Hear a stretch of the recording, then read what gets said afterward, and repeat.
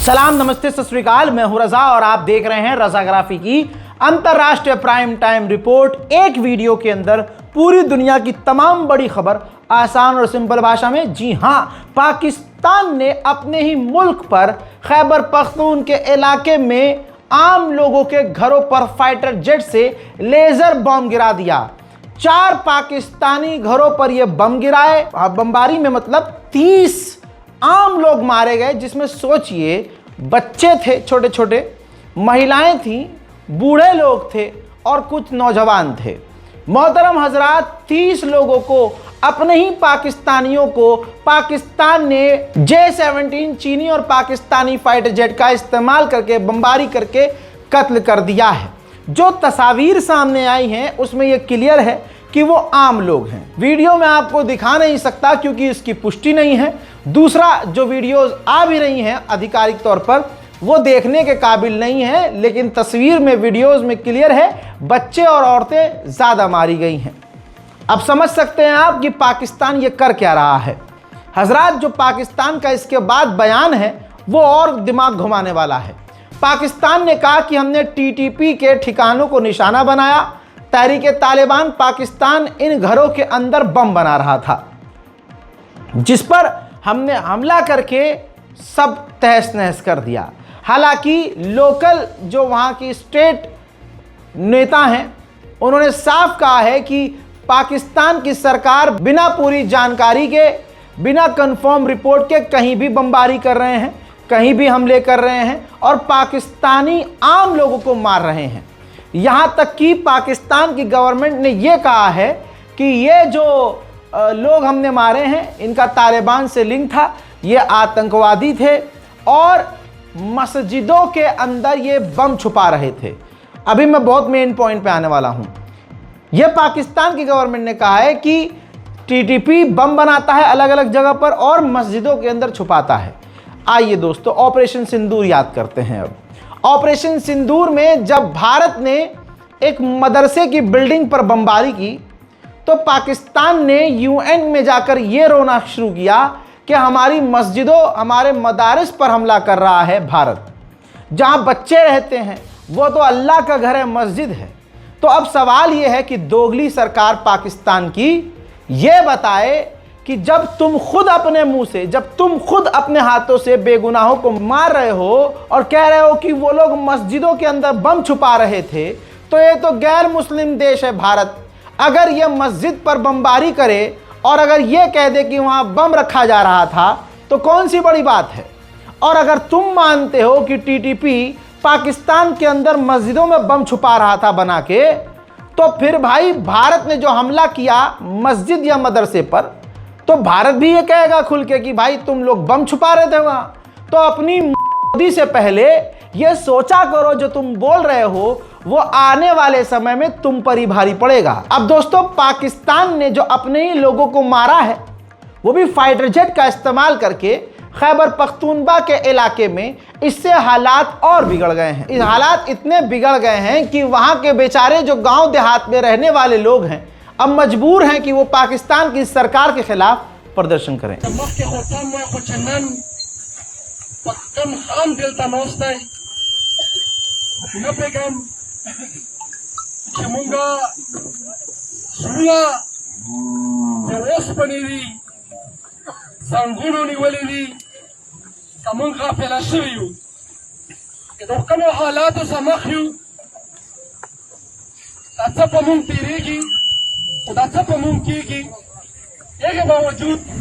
Taiwan को चीन अपना बताता है वन चाइना पॉलिसी के अंडर। इजराइल ट्रबल मेकर है, चीन ने गुस्से में यह कह दिया है। क्यों कहा है? ताइवान अचानक से इजराइल का लॉ मेकर पहुंचा, जिस पर चीन भड़क गया, कहा कि यह हमारे रिश्ते खराब करने वाली बात है। और इजराइल जो यह हरकत कर रहा है, यह साफ साफ दिख रहा है कि इजराइल ट्रबल मेकर है और उसने ये कदम उठाकर रिश्ते खराब करने वाला काम किया है। ताइवान चीन का अटूट अभिन्न अंग है। इतिहास में पहली बार चाइना ने अपने एयरक्राफ्ट कैरियर से अपना सबसे एडवांस फाइटर जेट J-35, जो 5th जनरेशन का फाइटर जेट है, उससे उड़ाया है। इस फाइटर जेट के अलावा कई और जहाज जो उसके पास हैं, उसने अपने एयरक्राफ्ट कैरियर से उड़ाया है और उसकी वीडियो ऑफिशियली दुनिया को दिखाई है। अमेरिका को एक बड़ा झटका लगा है, या यूं कहूं लगने वाला है। थाईलैंड ने चीन के साथ डील की और चाइना अब थाईलैंड को सबमरीन बना के देगा। अब आप कहेंगे इसमें अमेरिका का क्या रोल है? भाई, थाईलैंड अमेरिका का बड़ा साथी है, बड़ा एलाय है। देखना अब यह है कि अमेरिका थाईलैंड की कैसी क्लास लेता है। हजरात, अमेरिका अलग थलग पड़ता जा रहा है, ज़्यादातर देश उससे अब अलग हो रहे हैं। अमेरिका ने H-1B वीज़ा के लिए जैसे ही फीस कई गुना बढ़ाई और रूल सख्त किए, चीन ने मौके पर चौका मार दिया। चीन अपना एक के वीज़ा ले आया है। ये वीज़ा ऐसा है कि अगर आपको जॉब ऑफर नहीं भी है चीन में, तब भी आप वीज़ा लेकर कम फीस में वहाँ जा सकते हैं। वही खबर आ रही है ब्रिटेन से कि लंदन भी जो वीज़ा फीस लेता है वो लगभग ख़त्म कर देगा। नॉर्थ कोरिया के तानाशाह ने कहा है कि हम अमेरिका से बात करने को तैयार हैं, शर्त यही है कि अगर अमेरिका डीन्यूक्लियराइजेशन पर बात करना बंद कर दे, हमसे मांग ना करे कि हम अपना परमाणु प्रोग्राम रद्द करें और परमाणु बनाना बंद कर दें। अगर ये मांग ना करे अमेरिका, तो हम अमेरिका से बात करने को तैयार हैं। उधर फिलीपींस में जो भ्रष्टाचार हुआ, बिलियंस ऑफ डॉलर सरकार ने हड़प लिए, गायब कर दिए, पता ही नहीं है, जिसके बाद 50,000 से ज़्यादा लोग सड़कों पर उतरकर हिंसक प्रदर्शन करने लगे। अब जब हिंसक प्रदर्शन हुए तो 200 प्रदर्शनकारी गिरफ्तार हुए। प्रदर्शनकारियों ने जो है वो जो होता है केमिकल बम, छोटा वाला, जिसे हमारे यहाँ कहते हैं वो पेट्रोल बम, इस तरह की चीज़ों का इस्तेमाल किया। दुकानों में तोड़फोड़ की, शीशे तोड़े, गाड़ियाँ तोड़ी। कहा जा रहा है कि 70 पुलिस वाले घायल हैं और अभी भी फिलीपींस के हालात ख़राब हैं। नेटो का एयरफोर्स इवेंट था, एयरफोर्स डे था, जिसमें नेटो के तमाम देश अपने फाइटर जेट से करतब दिखाते हैं, अपनी कलाबाजी दिखाते, अपनी पावर दिखाते हैं। तमाम देशों ने नेटो के इसमें अपना करतब, अपना जो है पावर दिखाया, जिसके अंदर जब तुर्की का नंबर आया तो तुर्की ने ये इनाम जीत लिया। यानी कंपटीशन टाइप का था ये कि जो सबसे अच्छा बेहतर करेंगे अपने फाइटर जेट से, उनको विनर बनाया जाएगा। तो इसमें विनर तुर्की हुआ है और तुर्की को नेटो का सबसे मजबूत जो है एयरफोर्स का करतब दिखाने वाला कहा गया है। यानी तुर्की नेटो के अंदर एक मजबूत देश है, यानी तुर्की के फाइटर जेट बहुत कैपेबल हैं और तुर्की के जो पायलट हैं वो कमाल के हैं।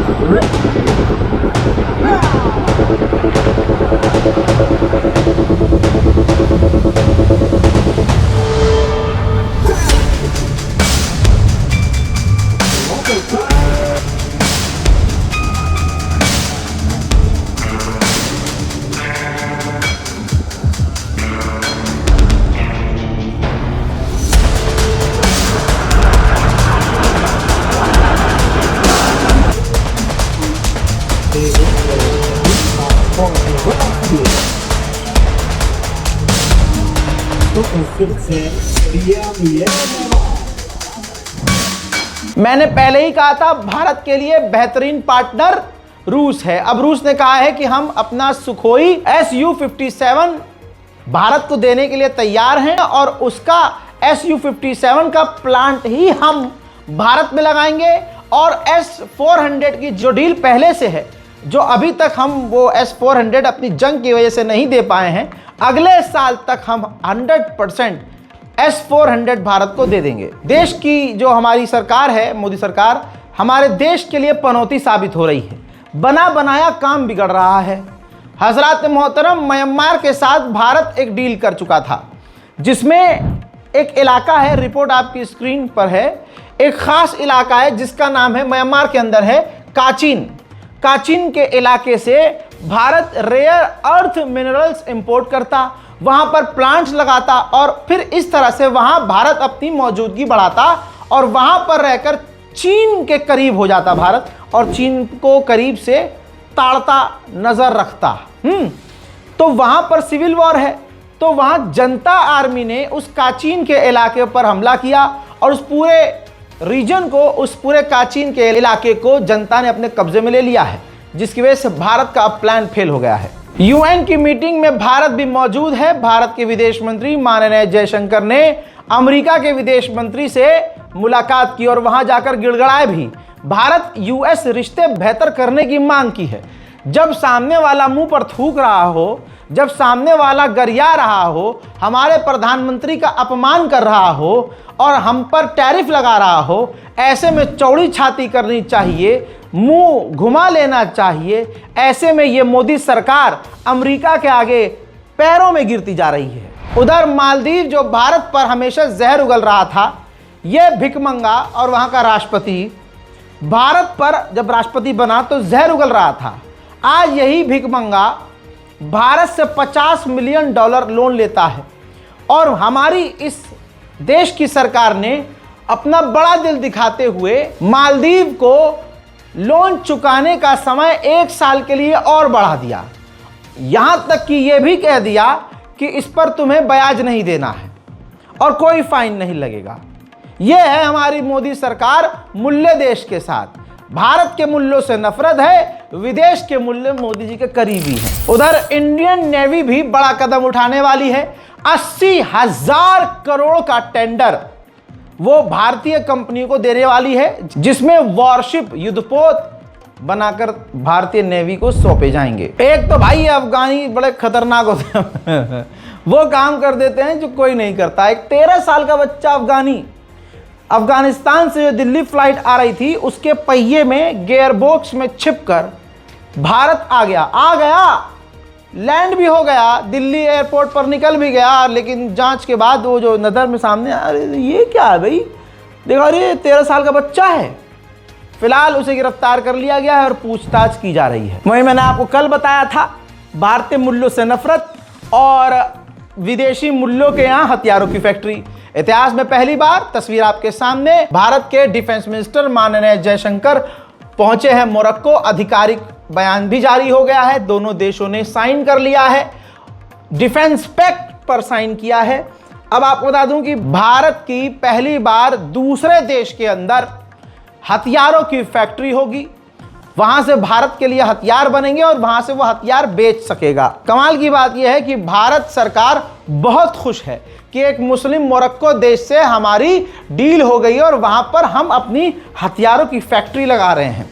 और यहां पर भाजपा के नेता सड़कों पर मुसलमानों से कह रहे हैं, बोर्ड पे नाम लिखो, हे हिंदू खतरे में है, हे मुल्ले ये, हे हमारे गरबा नाइट में मुल्ले नहीं आने चाहिए, मुल्ली आ जाए जरूर। यह है औकात इनकी। भारत के रक्षा मंत्री राजनाथ सिंह ने कहा कि एक दिन पीओके खुद कहेगा कि मैं भारत हूं और हमें हमला करने की जरूरत नहीं है, पीओके बिना हमला किए हमारा हो जाएगा। बहुत बढ़िया भाई, वाह। झूठ बोलना, मक्कारी करना कोई इनसे सीखे। अबे 2 दिन में, 2 से 3 दिन में सरेंडर हो गए। यहां पर हम आसमान पे चढ़े हुए थे कि कराची पर हमारा कब्जा होगा। गोदी मीडिया ने तो इस्लामाबाद पर कब्जा कर लिया था तुम्हारी, हैं?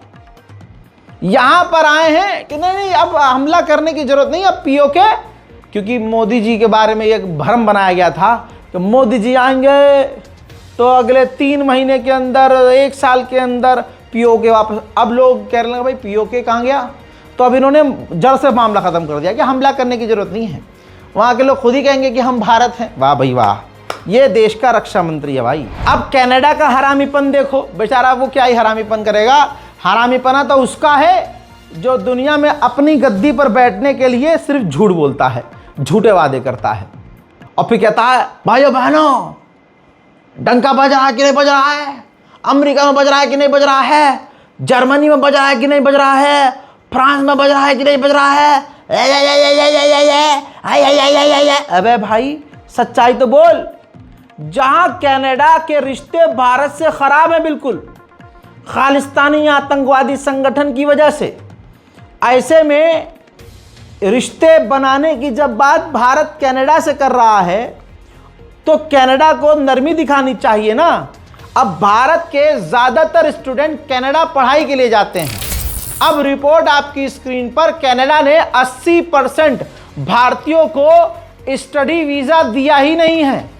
बताओ, इतना बड़ा दोगलापन, या यूं कहें कि यह भारत की डिप्लोमेसी फेल्यूर है। तुर्की से एक बहुत खतरनाक तस्वीर, एक होलसेल मार्केट में बड़ा धमाका हुआ, 2 लोग मारे गए, दर्जनों जख्मी हैं। वजह अभी तक सामने नहीं आई है कि यह हुआ कैसे। वहीं अमेरिका के अंदर एक अमेरिकी मिलिट्री हेलीकॉप्टर क्रैश हो गया, जिसमें ये 4 अमेरिकी फौजी मारे गए हैं। ट्रंप के ही एक सहयोगी, उनके साथी, उनके नेता ने कहा है कि डोनाल्ड ट्रंप का जो अफगानिस्तान में अपना बेस वापस लेने का प्लान है, वो जबरदस्ती लिया जाएगा, घुसपैठ की जाएगी और एक बार फिर से अफगानिस्तान के साथ खतरनाक जंग होगी और ट्रंप जबरदस्ती वहां पर घुसपैठ करेंगे और इसमें हजारों अमेरिकी फौजियों की जरूरत पड़ेगी। खबर अब वेनेजुएला से। वेनेजुएला के राष्ट्रपति ने, ये देखिए, ग्राफ मैप पूरा बनाकर एक चिट्ठी के साथ डोनाल्ड ट्रंप को भेजा है, जिसके अंदर उन्होंने बताया कि हमारे यहां से सिर्फ 8% ड्रग्स अमेरिका में जा रहा है, लेकिन 87% कोलंबिया से ड्रग अमेरिका यानी आपके यहाँ आ रहा है। लिहाजा हम किसी भी तरह का टकराव नहीं चाहते हैं। अब जब पत्रकारों ने व्हाइट हाउस से पूछा कि क्या वो लेटर वेनेजुएला के राष्ट्रपति का ट्रंप ने देखा और आपकी पोजीशन क्या है, इस पर आप क्या कहेंगे, तो व्हाइट हाउस की प्रवक्ता ने कहा कि हाँ, ट्रंप ने वो लेटर देखा, जिस लेटर के अंदर बहुत कुछ झूठ लिखा हुआ था और हमारी पोजीशन चेंज नहीं हुई है। अभी भी हम वेनेजुएला के आसपास हमला कर रहे हैं और तैनात हैं। Maduro has sent a letter to President Trump, but President Trump avoided saying whether he has read it. Did he receive it? We have seen this letter. Frankly, I think there were a lot of lies that were repeated by Maduro in that letter, and the administration's position on Venezuela has not changed. We view the Maduro regime as illegitimate, and the president has clearly shown that he's willing to use any and all means necessary to stop the illegal trafficking of deadly drugs from the Venezuelan regime into the United States of America. Reuters ने photo जारी कर दिया है, ये देखिए, Venezuela के करीब भारी मात्रा में अमेरिका के तमाम खतरनाक फाइटर जेट नजर आ रहे हैं। र्यूटर्स ने यह जानकारी खुद दी है, ये फोटो भी र्यूटर्स ने खुद जारी की है, जिसके अंदर साफ साफ अमेरिका के फाइटर जेट वेनेजुएला के करीब नजर आ रहे हैं। मैं अक्सर कहता हूं कि जिन देशों में बवाल है वहां जाने से बचो।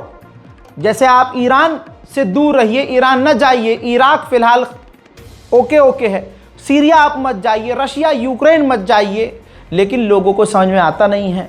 अब हमारे उत्तराखंड का एक नौजवान स्टडी वीज़ा पर, उसने सोचा भाई इस टाइम तो रशिया बुला भी रहा है, वीज़ा भी आराम से मिल जाएगा, महंगाई भी इतनी नहीं है, सब बढ़िया है, जंग में घुसा हुआ देश है, मेरा नुकसान कुछ है नहीं। अब बेचारे राकेश कुमार उत्तराखंड के, ये देखिए जिनकी फ़ोटो है, ये रूस का सैनिक नहीं है, यही है राकेश कुमार। पढ़ने के लिए बेचारे ये राकेश कुमार भाई पहुँचे थे रूस, और रूस की मिलिट्री के अफसरों ने उन्हें यूक्रेन से युद्ध करने के लिए भेज दिया ज़बरदस्ती।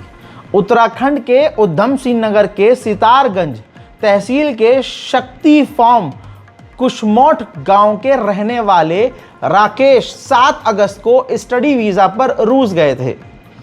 सेंट पीटर्सबर्ग यूनिवर्सिटी में पढ़ने के दौरान 10 दिन तक तो परिवार वालों से बात हुई, उसके बाद उनसे संपर्क टूट गया, मोबाइल बंद हो गया। कुछ दिन बाद जो है +7901109573 इस नंबर से राकेश के परिवार वालों को कॉल आई, अनजान नंबर से कहा, और वो जो था वो राकेश था, अननोन नंबर से उन्होंने फ़ोन किया था और अपने परिवार वालों को जानकारी दी कि रूस के सैन्य अफसरों ने उन्हें जबरन यूक्रेन से युद्ध लड़ने के लिए भेज दिया।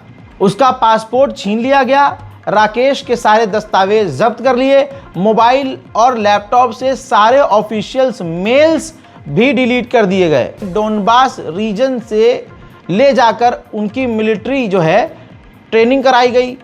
इसके बाद उन्हें जो है फ्रंट लाइन पर भेज दिया गया। परिवार वालों की राकेश से अब बातचीत नहीं हो पा रही है, पूरा ख़ानदान परेशान है। राकेश भाई जिंदा हैं कि नहीं ये मालूम नहीं है।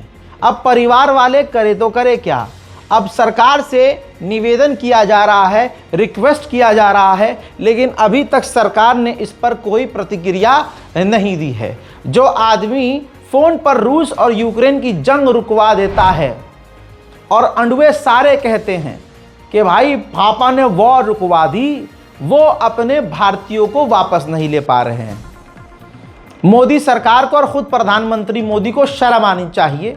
चलो मुल्ला होता तो आप तो मज़े लेते, कोई बात नहीं है, लेकिन ये तो राकेश कुमार हैं। आप नहीं बोल रहे हो, लेकिन एक मुल्ला तो बोल रहा है, मैं मुसलमान, मेरा ये भाई, राकेश कुमार के लिए तो बोलो। रूस तुम्हारा दोस्त है, बेहतरीन हमारा दोस्त है। पुतिन को फ़ोन लगाने में हाथ में दर्द हो रहा है क्या? ये सवाल मैं मोदी जी से डायरेक्ट करना चाहता हूँ। तो मोदी जी से अपील है कि तुरंत अपने भारतीयों को जो वहाँ फंसे हैं वापस किसी भी हाल में आप लेकर आएं और पुतिन से आज ही बात करें। जय हिंद।